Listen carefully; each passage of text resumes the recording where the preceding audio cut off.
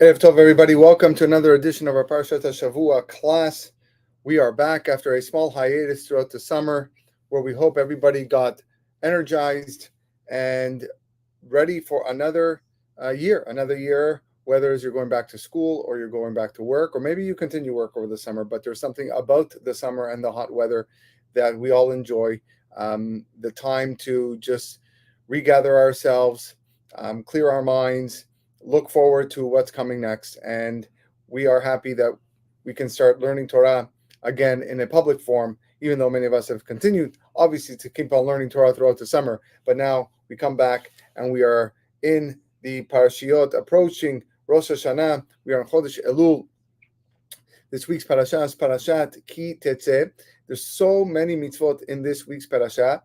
I want to focus on a couple of ideas and hopefully connected to the auspicious month of Elul that we are in preparation for the high holidays. You know, there was once a student at the Noda Bihuda in Europe who went astray. He abandoned the path of Torah. Chas v'shalom, lo aleinu, lo alechem. He went to go and study priesthood, and he became a clergyman, a priest in one of the churches in the city of Prague. You can imagine the sorrow and the pain of the Noda Bihuda that he was thinking. It was immense. Such a student that emerged from him. David HaMelech says in Tehillim, "En perez ven sevacha birchovotenu." There's no breach. There's no going out, no outcry in our streets. And the Chachamim in the Gemara say that this pasuk is that David HaMelech himself prayed that he should not have a son or a student who would spoil his dish in public. In other words, you learned from me all these years, and you're going to go out and you're going to make a fool of me. And this student of the Noda Bihuda left Judaism to go and act and serve as a clergyman in a church. The Noda Bihuda wanted to meet this man, to speak with him and encourage him to return to the derech, to the path, but he was unsure if it was the proper thing to do. So he decided that he was going to stand in the street where this priest would pass daily and wait for him, and there would be a sign. If the priest would approach to talk, then the Noda Bihuda would realize that, okay, he wants to engage in a conversation, I'll engage in a conversation with him. But if he refrains from turning towards him, then he's going to take it as a sign from Shamayim that he should not speak with this gentleman at all, leave him be, and he will die. And so he did. The Noda Bihuda went to the street corner, and when the priest saw him, he gestured a greeting of shalom. He sent a messenger to let him know that the big rabbi wants to go talk to him.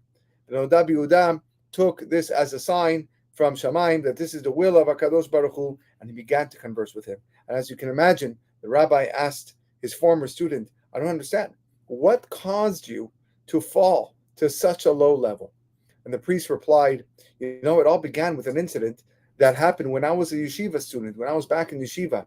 I ate at a home of one of the wealthy men of Prague, and during Chol HaMoed, they served me a pastry. It was a kosher for Pesach pastry, but I found a grain of wheat inside the pastry. So the household was in shock. So the Balabait, the head of the house, sent me to ask you what the law is with regards to the pastry. And you told me that there were grounds to be lenient, but because of the gravity of Hametz on Pesach, the pastry should be burned and destroyed. This is what you told me. But you know what? After hearing that, the smell of the pastry, it affected me. It rose into my nostrils. And since you said there was ground to be lenient, I couldn't hold back the Yetzer Hara, and I tasted from this pashtida. I tasted from this pastry. It was horrible, but the Yetzer Hara didn't rest. It came up to me under the guise of piety and caused me a lot of pain and anguish, making me feel horrible for eating this pastry. And now this confused me. The turmoil confused me terribly. And it didn't lead me into anything positive. On the contrary, I started doing things that I never did in my life. I stopped saying Kiryat Shema at night before I went to sleep.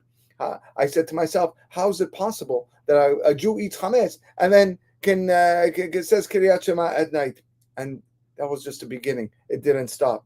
I went from one rung to a lower rung to a lower rung on the ladder. I descended over and over again. The next day, I didn't wash my hands in the morning. And after that, I stopped reciting the blessings of the Torah until I stopped praying altogether and I stopped putting on tefillin. One day, I went to the local library and I read books on heresy. And as you can imagine, that's exactly what happened. I became a priest. So Rabbi Yehuda says, listen, if the beginning of your downfall was because you stumbled, because you ate chametz on Pesach or regarding chametz on Pesach, let's go back to the story. Let's go examine the matter carefully and determine whether or not it was actually a prohibition involved. So Rabbi Yehuda, right there and then, investigated the case, and he concluded that indeed there was no forbidden consumption. So he looked at the priest and he said, now it's very clear that retroactively you had no reason at all to weaken spiritually. Everything has been uprooted from its source. All the laxity that took hold of you was only because it was forced by the Yetzer Hara under compulsion, right? If you decided, the Gemara tells us, if one intended to perform a mitzvah and was prevented of doing so as a result of an honest, as a result of an unexpected occurrence, the Chachamim or the Torah counts it as you did it. So meaning your entire downfall was a mistake. It was an error. And therefore, everything is nullified. You can abandon it all and return to the good path, the path of Torah mitzvot. And so that is what happened. This clergyman went back to studying Torah and becoming a religious Jew. The opening pasuk of this week's parasha, ki tetze la milchama lo yevecha, when a person goes out to war against his enemies. Chachamim tell us very famously that this is not just a war against the physical enemies, the nations that hate us, but rather is a war against the evil inclination. And the Torah tells us that HaKadosh Baruch Hu is going to deliver him into your hand, meaning you're going to defeat the Yetzer Hara. But yet, even though you're going to defeat the Yetzer Hara, you can't be too confident. And therefore, and you shall take his captives, meaning that you have to repair the root of the sin.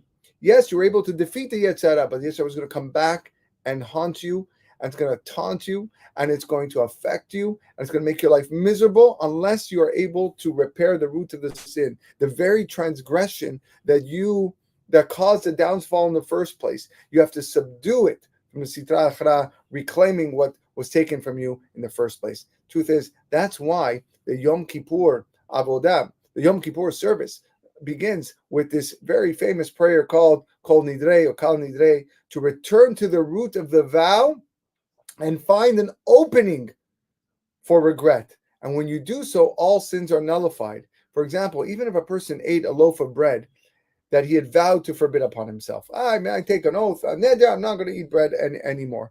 As long as something remains of that loaf, the rabbi is able to find an opening, a petach, and can ask him, tell me, did you really, had you known this was going to happen, would you have still done the oath? And he said, no, I wouldn't have done the oath. Therefore, everything becomes annulled. And this way he's exempt from lashes. And more than that, it becomes clear retroactively that all of the forbidden eating that was in fact a mitzvah eating, everything that he did, if he would have known, if I would have known that my wife makes such amazing challah, I wouldn't have had made that oath to forbid myself from eating bread. So even though he ate it, it becomes a mitzvah. He's rewarded now for the enjoyment of the of Shabbat and Yom Tov, of all that bread that he ate, because he found a petach. And that's why we start Kol Nidrei, because all of our sins are based on this neder. We said we're going to do something, we didn't do it, or lehefech, we did something when we shouldn't have done it, and we're trying to find a petach where Hashem is saying, I'm going to nullify everything from beginning. All this year, the whole year of all the things that you shouldn't have done, because you realize and you understand that had you known the ramifications and the consequences for these actions, you wouldn't have done it, and therefore everything is wiped off. The Baal Shem Tov said that sometimes the Yetzer Hara cloaks itself in garments of piety and deceives a person into thinking that he committed a very, very grave avera, while in truth, there was no sin that was committed at all, and it was probably just a chumrah, it was probably just a stringency that he chose not to follow. And the Yetzer Hara succeeds in confusing a person and causing him to fall more and more, and his spiritual decline goes further down and descends one level after another level after another level. It is said of one of the Belzer Rebbes that he was afraid that he might forget Shabbat when he woke up from his sleep. and therefore he would never remove his strimel. Strimel is those big fur hats that many Hasidim wear specifically on Shabbat and Yom Tov, and he would not remove his strimel hat until Sunday morning, so that even if he woke up at night, it would remind him of Shabbat.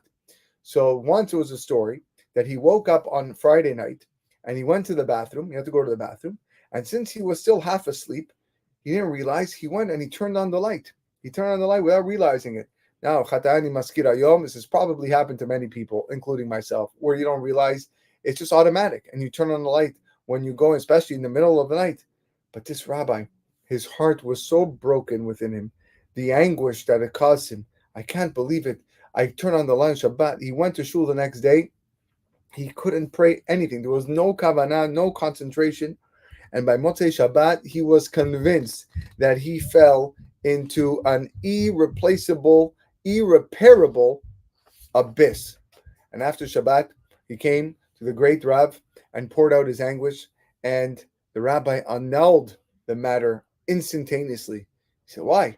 He says, because any action that is done automatically, without any conscious intent, is considered mitasek. And the halacha says, mitasek patur b'Shabbat. In fact, the Gemara, Masechet Kritot, there Rashi explains that one who sins inadvertently has to bring a korban chatat. But one who is compelled, called an anus, does not bring a korban chatat. And even one close to compulsion does not bring a korban chatat. Similarly, with regard to a person who murders by accident, only if he killed in a manner that he was going down, he is held liable. Because then one person can claim that he was negligent and he has to flee to the Ir Miklat, the city of refuge. But if he killed in a manner of ascent, going up, he's not liable. A person doesn't exert himself greatly when climbing a ladder. They have to carry themselves. Same idea when it comes to our averot. If a person was close to compulsion, he is exempt. And therefore, when people get up in the middle of the night from their sleep and they go to the bathroom, they are often still in a state of semi-sleep. You don't know where you are. You're bumping into things. You're stepping on things, and this is close to like being being forced. You didn't know where you are.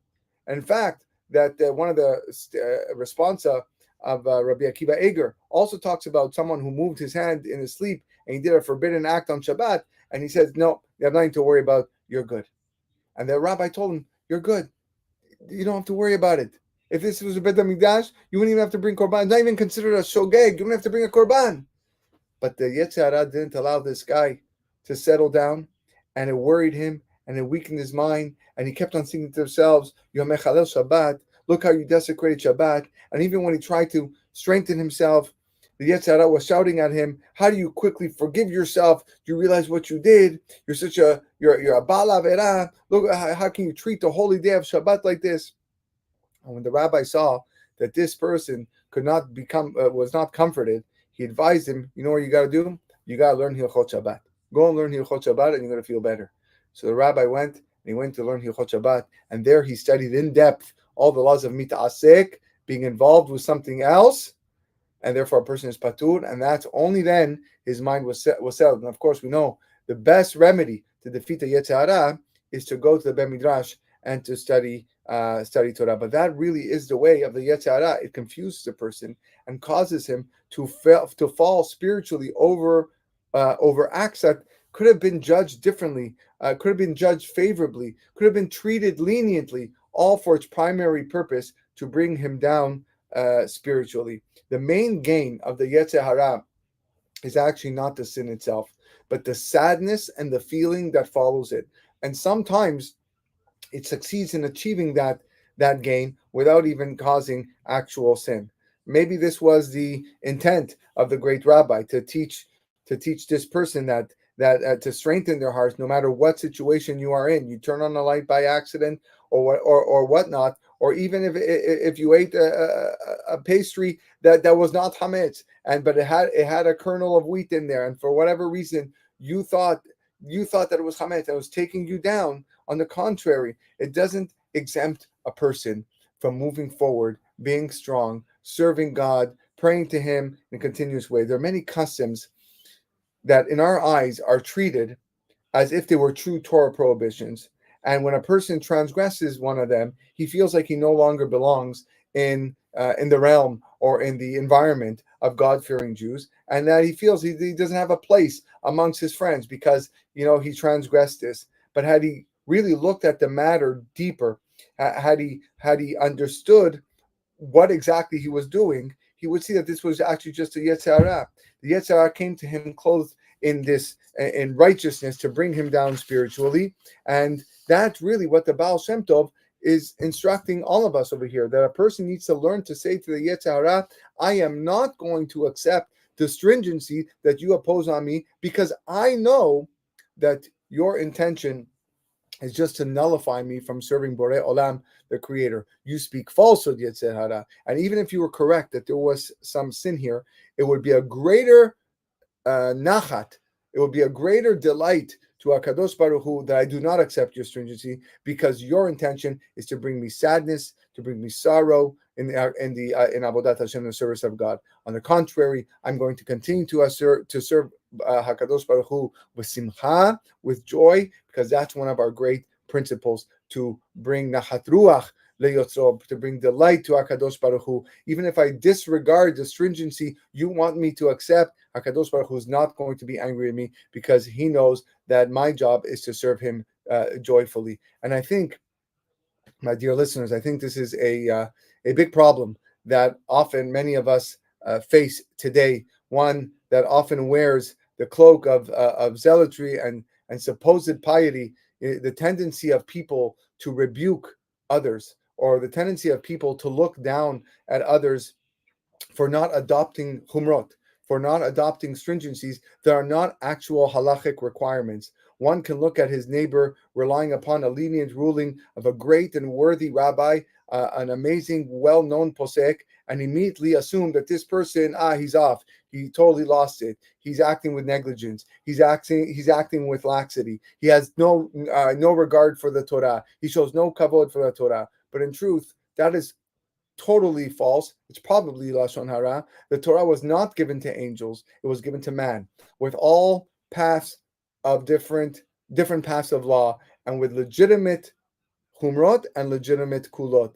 You have leniencies and stringencies alike. And just because someone chooses not to follow a strict path, that does not give anybody the right to look down at them. And alachat kama v'kama, all the more so, say that he is not following Torah law. That rebuke springs not from love of Shammai and love of heaven, but from a person's wrong idea of what HaKadosh Baruch Hu really wants. It's unnecessary burdens upon the congregation that sometimes we feel are necessary, and really they're not. The Torah was given to bring life.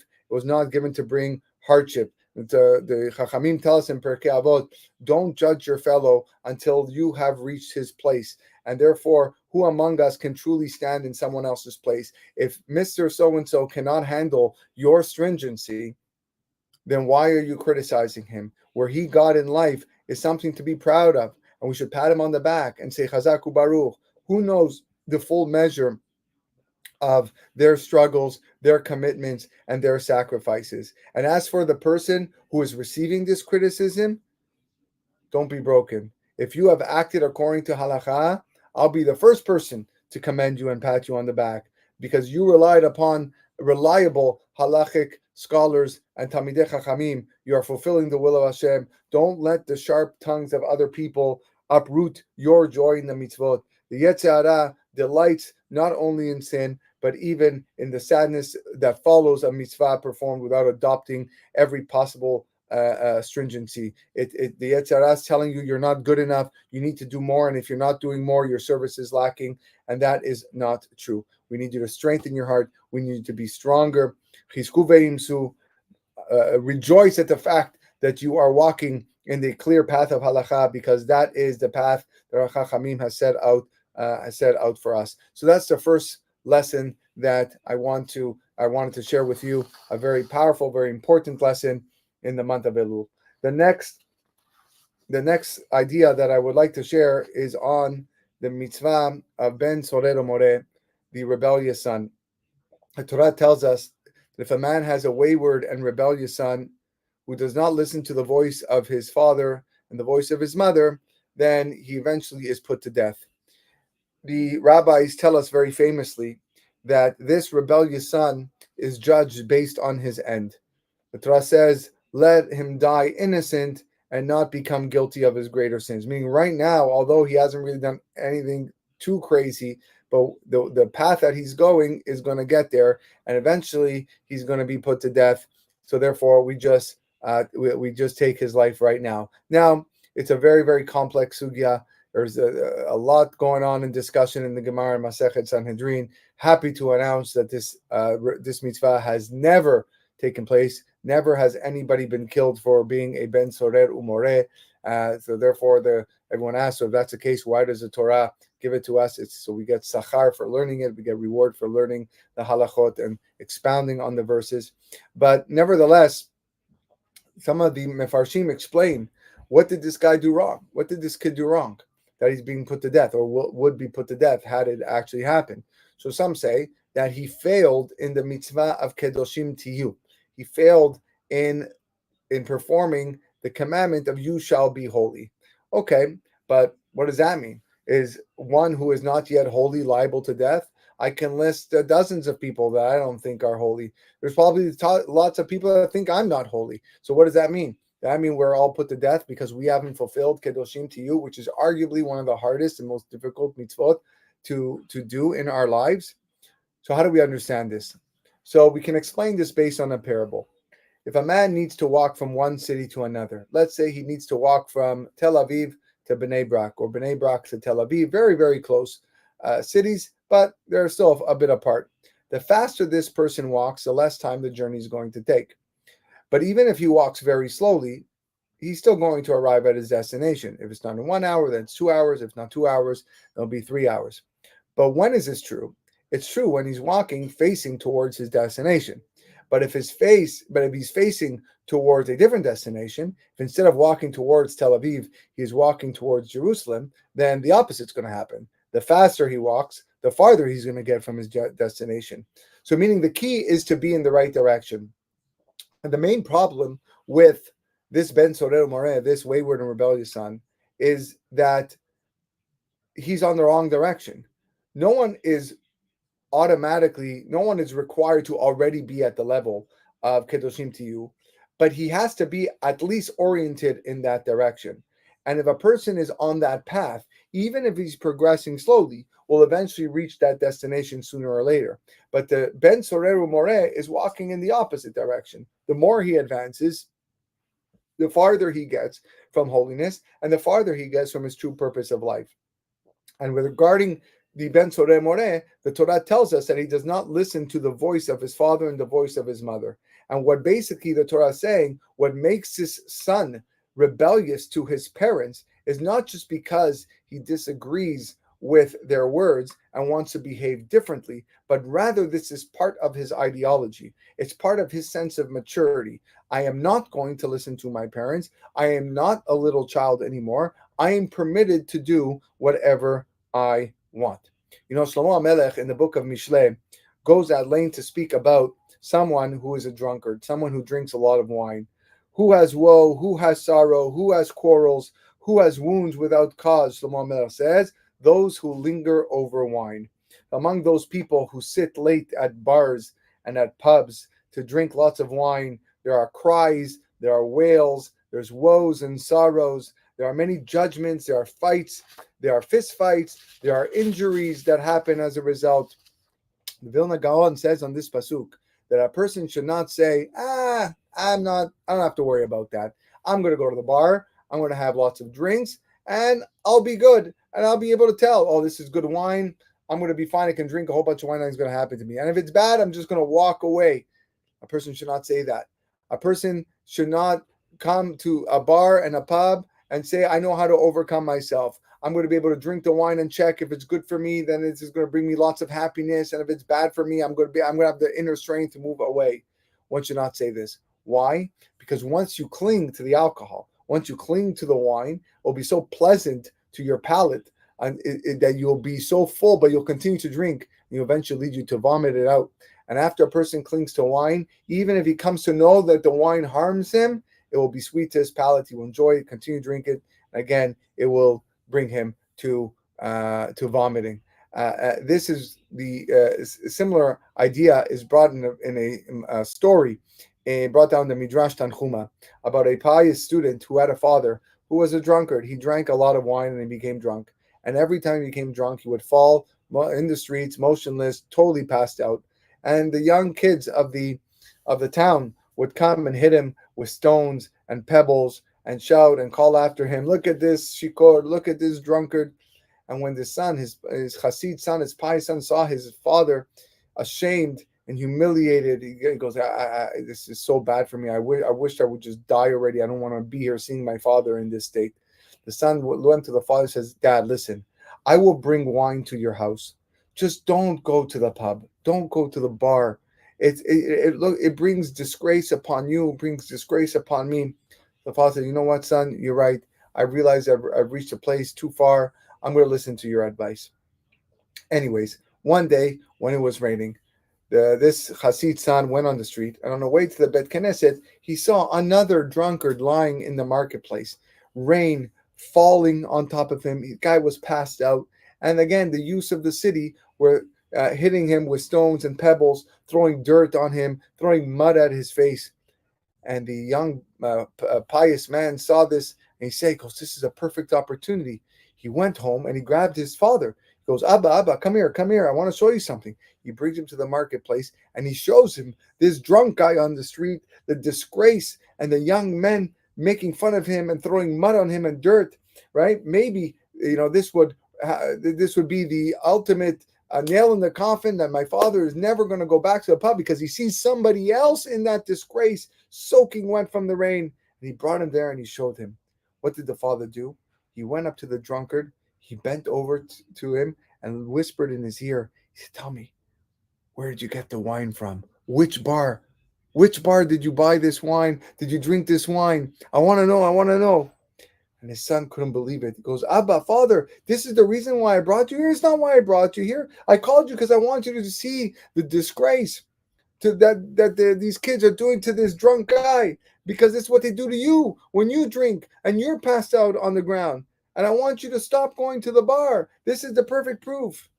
The father goes to his son and he says, "My son, in my life, I have no pleasure. I have no paradise except for drinking wine." And when his son heard this, he went away brokenhearted. And so ends the story in the Midrash. So what do we see? We see that guy who gets drunk, he loves getting beaten. It's part of his pleasures. He loves the embarrassment. He loves the disgrace. So Vilna Gaon is saying, because when you cling to it, it's going to be pleasant to your palate until you are satiated and then you vomit. Even if he comes to know that he vomits from the wine and he suffers blows and stones and pebbles during his drunkenness, in his opinion, in the drunk guy's opinion, it's all part of the beauty. It's all part of the fun, part of the drinking experience of getting high, whether it's alcohol or drugs or whatnot. So therefore, the Ben Soru Moreh, who does not listen to the voice of his father and his mother, he turns into, quote unquote, this greatness. He does not see weakness of himself. On the contrary, I'm a man of opinion. I'm not a little child anymore. I'm a great guy. I'm an important person. I don't need to listen to my father. I don't need to listen to what my mother says. With a child who turns his disobedience to his parents into an ideology, then there's nothing else to be done. There was a certain man in Turkey, in Izmir, who was a great scholar. He wasn't a Torah scholar, as we'll see, but he was very learned with extensive knowledge. But he was also a Baal Chesed. He was a man with deeds. A lot of people looked up to this person and gave him a lot of respect. So one of the rabbis of Izmir wanted to go and see this man. I want to meet this person.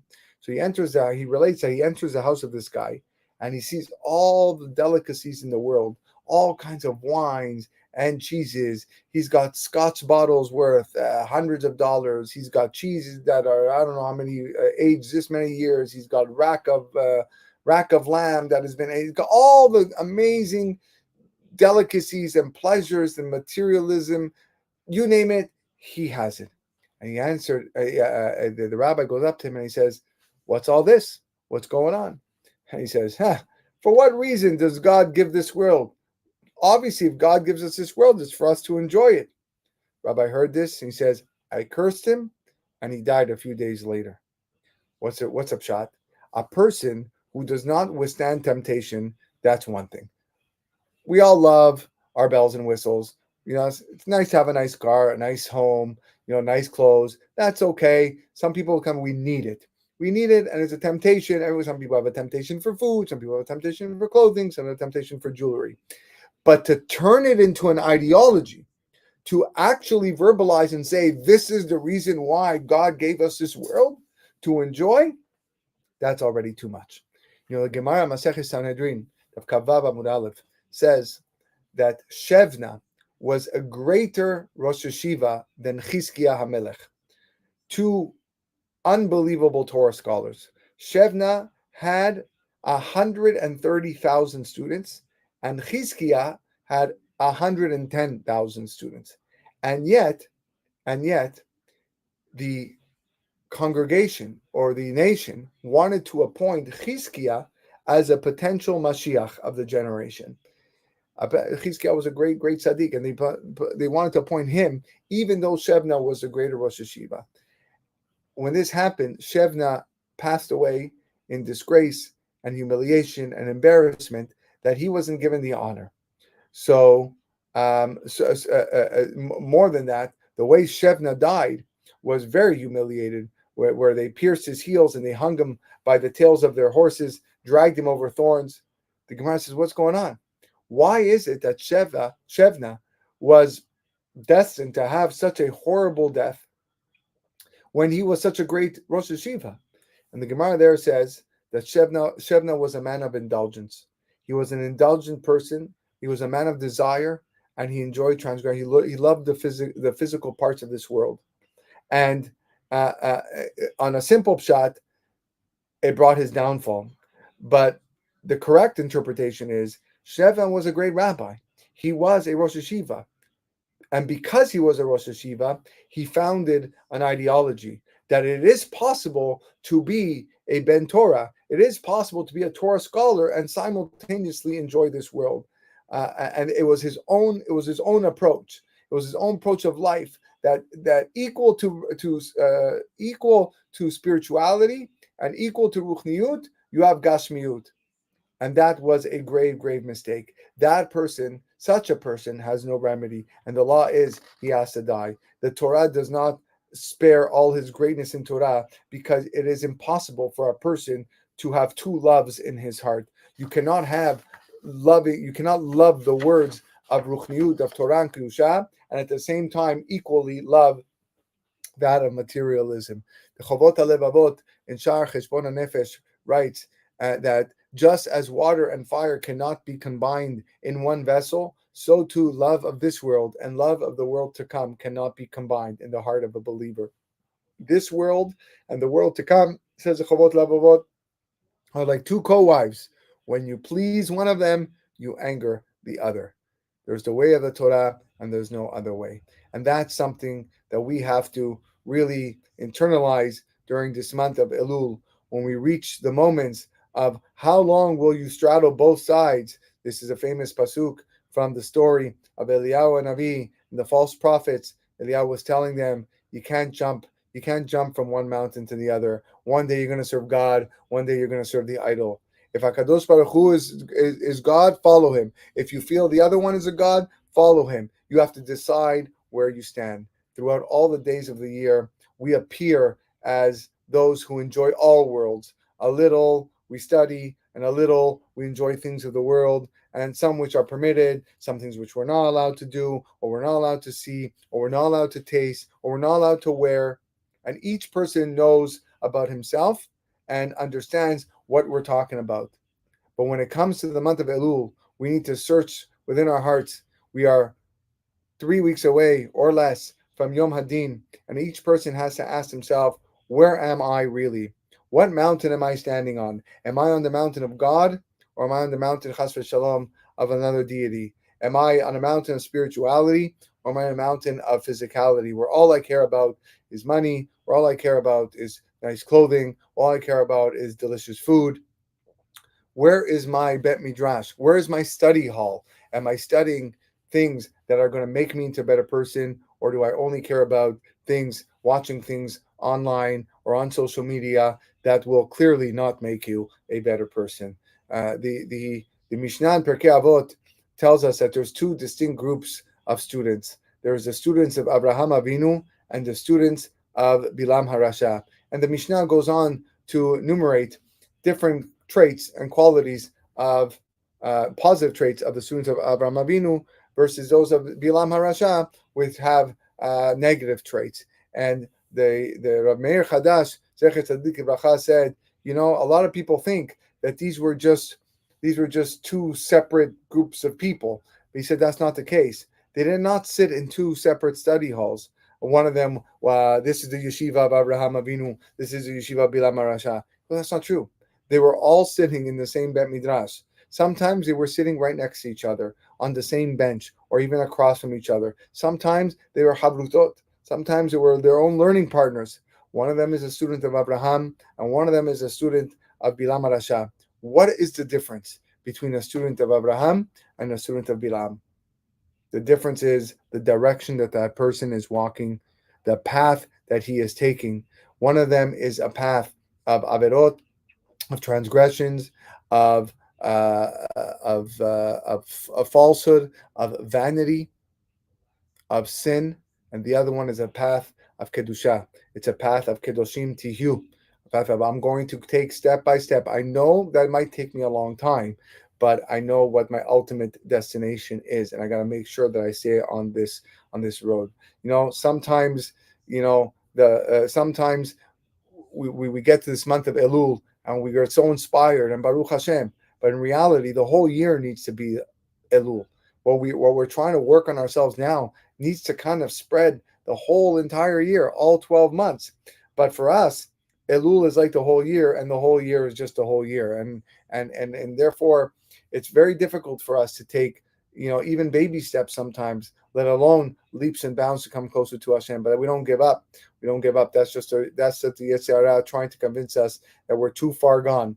There's no point in coming back, like the priest in the first story that we mentioned today. That is not true. We disregard the Yetzer Hara, we ignore him. We understand that Kadosh Baruch Hu wants our best. He wants us to serve him with joy.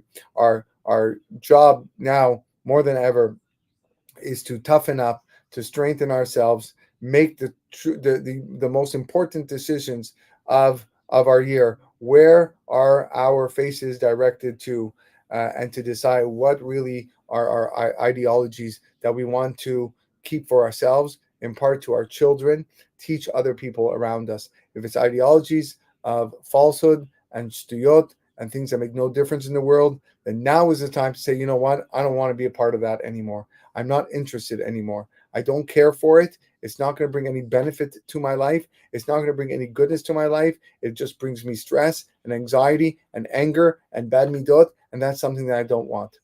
Masha'en Ken, the other way, I want to choose an ideology that is God-focused. I want to choose an ideology that is chesed-focused. I want to make the world a better place. I want to make a difference. I want people to remember me after 120 years and say, wow, that person really affected me in a positive way. That is the path that we need to walk on. That is the goal that we must have in mind.